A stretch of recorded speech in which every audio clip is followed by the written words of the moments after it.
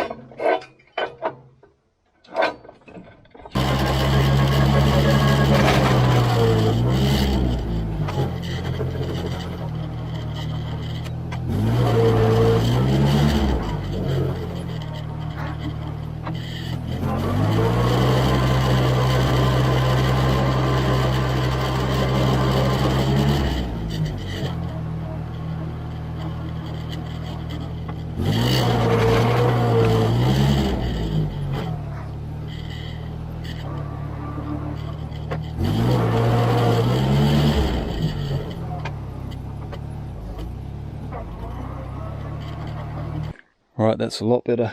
Now the water can get away into the ditch and carry on down to the next culvert instead of coming over the road, so that should be good for a while. It was really muddy in there, so I was struggling to get through. I had to keep sort of lifting the blade and then coming back to pick up the rest of it. Got there in the end. So I'll take it home now and give it a bit of a water blast. Spray it with oil and diesel just to stop that rust getting any worse. I'm not going to bother painting it. It's probably costs more than the tractor's worth to put a coat of paint on it, but oil and diesel, that'll protect it from the elements. She's an old classic, man.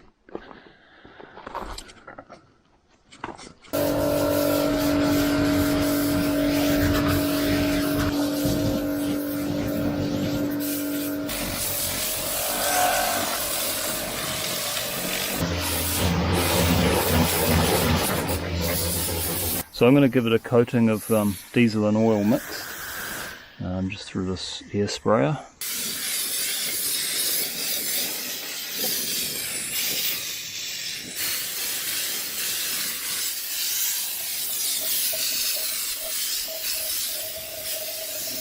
I just noticed a bolt missing on the rim there, so I'd better replace that.